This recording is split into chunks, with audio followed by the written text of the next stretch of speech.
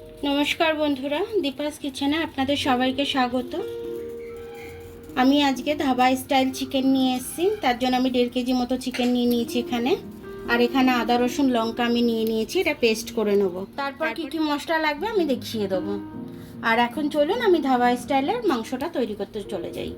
তো সবার প্রথমে আমি মাংসটা ভাজতে যাব।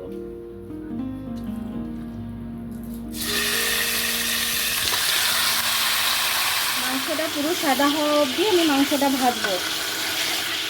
দেখুন আমার মাংসটা কিন্তু ভাজতে দিয়েছিলাম, সাদা হয়ে গেছে।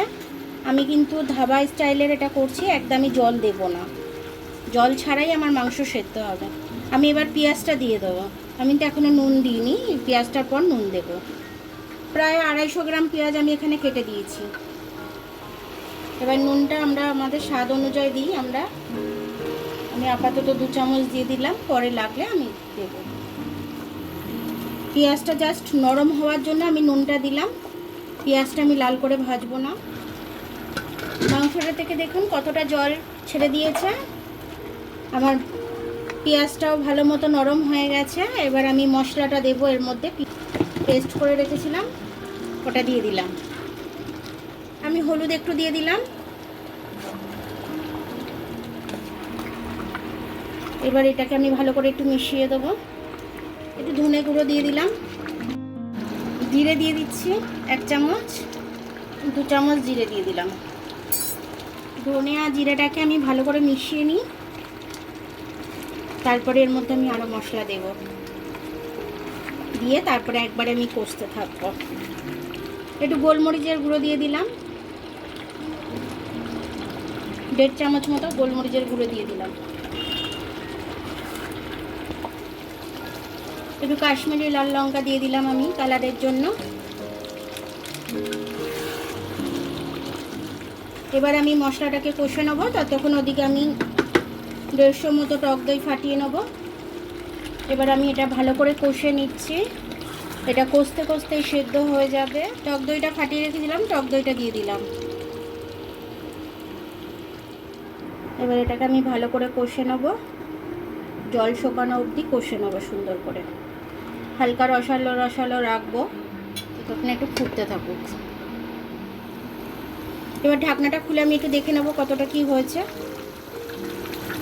দেখুন আমি কিন্তু একটুও জল দিইনি।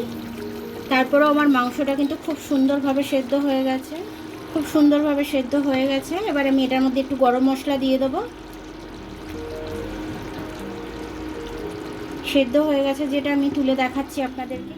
এবার আমি ধনে পাতাটা ছড়িয়ে দিলাম। 1 চামচ ভর্তি ভর্তি করে গরম মশলা দিয়ে দিলাম।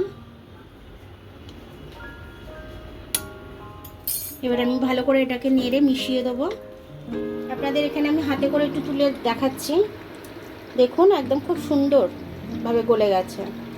এখানে তো হাড়দিক থেকে মাংস একদম ছেড়ে যাচ্ছে,